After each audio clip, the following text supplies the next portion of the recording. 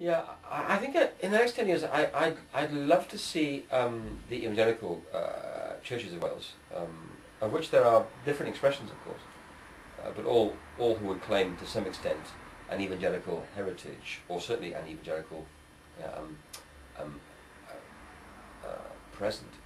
I'd like to see them work more effectively together in mission, especially in planting or replanting churches.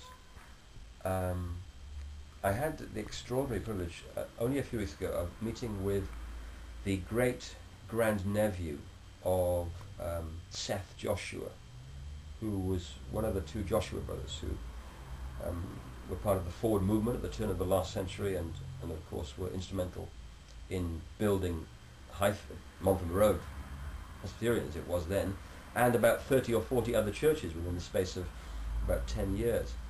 And the story is that this chap who I met, the great grandnephew of Seth Joshua, has become a Christian in the last few weeks in London, and came across us, Highfields, by going onto Amazon through Google, and coming across this book written by Garrett Fielder, one of the pastors who used to be in ministry here, in which he makes reference to the whole forward movement and the Joshua brothers. And this guy, now in his 40s, has been trying to trace his father's, his ancestors' sort of ministry. And for me, it was just a wonderful flashback to a time when God was at work powerfully, and churches were planted, and mission was engaged in, and it was, it was just a terrific time, one imagines. I'd love not to repeat that era historically, but I'd love to see that kind of impact again. Rapid growth of gospel-minded churches and congregations on the back of powerful evangelism that's owned by God's Spirit. I would love to see that in the next 10 years.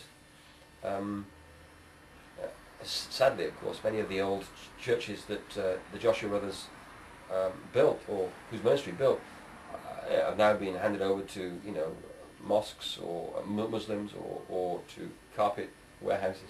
I'd love the church, the evangelical church, to reclaim some of those buildings for the gospel.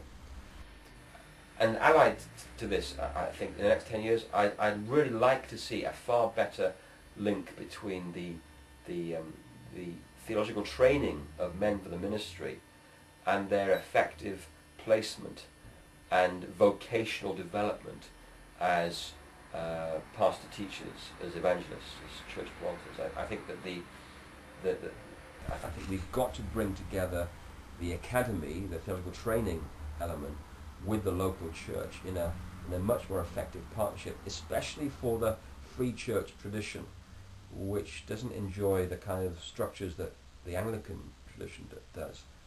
We have got to do something, because clearly we are not seeing enough young guys going into ministry.